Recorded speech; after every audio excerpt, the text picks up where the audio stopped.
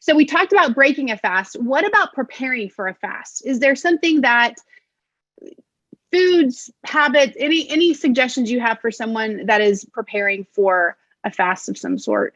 Yeah. So look at fasting as like a muscle that you're exercising. So when you hear like all the benefits, there's this tendency to like, I'm just going to jump in. I mean, if you're like me, I'm like, I want that. I'm going to just go do that. And then people get into the fast and they're like, oh, I'm dizzy. I'm going to pass out. Oh my God, why am I doing this again? There's the mind starts chatting at you. So I came up with what I call a 2-week preparation, and you guys can decide how long you want to do it. But here are the general guidelines. And this really is a lot for people who haven't fasted. You got to take 3 things out of your diet. The first thing is you got to get the harmful oils out. Believe it or not, we talk a lot about insulin resistance as being an issue of too much sugar.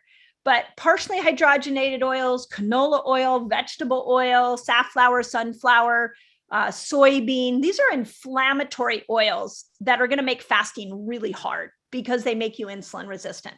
So just if I came into your house and I swapped out all your bad oils and put good oils in there, you legit would not even know taste wise. You wouldn't even know that I did it if I kept it in the same container. So that's the first thing. The second thing is switch from refined carbohydrates to nature's carbs.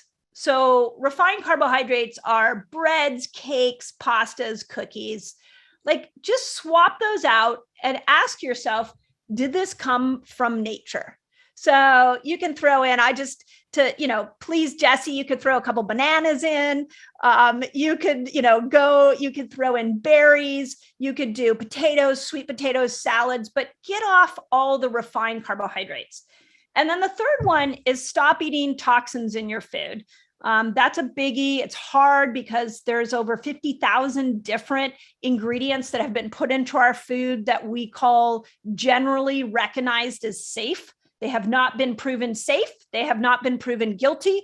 So they can fall into this category. Partially hydrogenated oils was one of those. They're actually now requiring that they take all those oils out of our foods because they've proven to contribute to cardiovascular problems. So that's why I like to stick to nature's carbs. And then the last piece of this whole equation is what I recommend is you start pushing your breakfast back little by little. Push it back an hour, push it back, maybe 2 hours.